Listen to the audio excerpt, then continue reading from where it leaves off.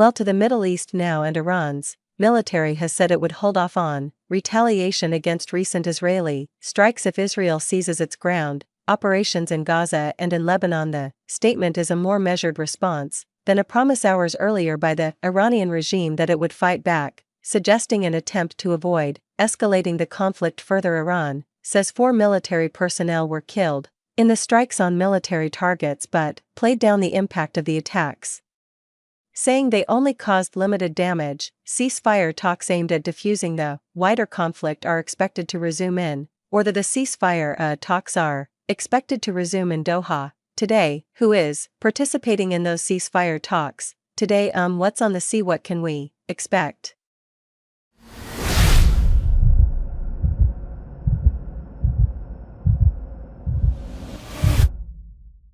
Well, it's a pretty high ranking.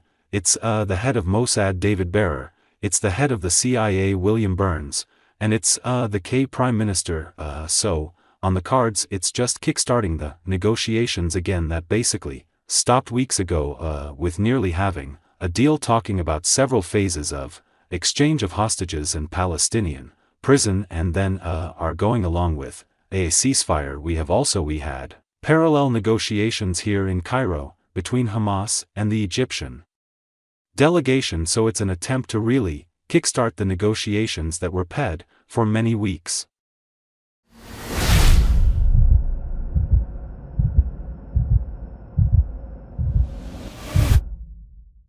But will the recent developments have any impact on that? Iran for one says it will hold off on retaliating against Israel if ceasefires in Gaza and in Lebanon happen. So will Lebanon actually be discussed today in Doha, too?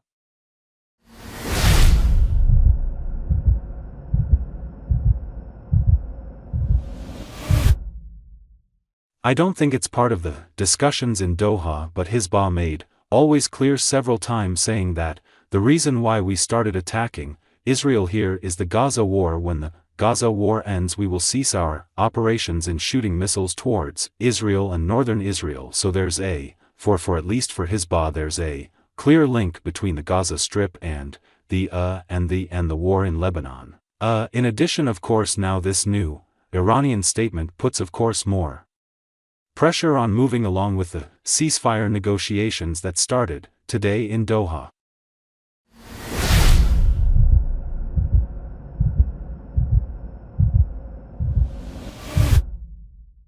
Okay, more pressure there. But as you mentioned earlier also, ceasefire talks are not only starting today, they were already happening in spring. There was several attempts. Is this going to be any different? Will we actually see results?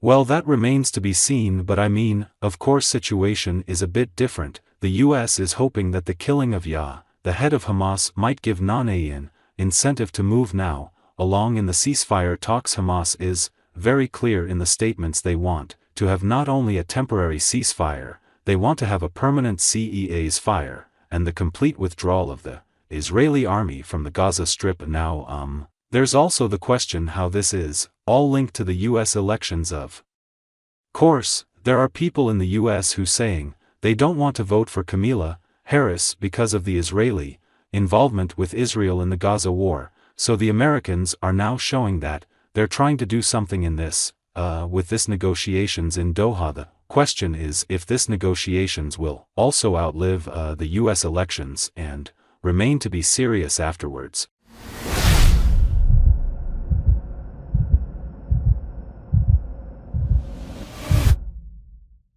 Thanks for watching this video.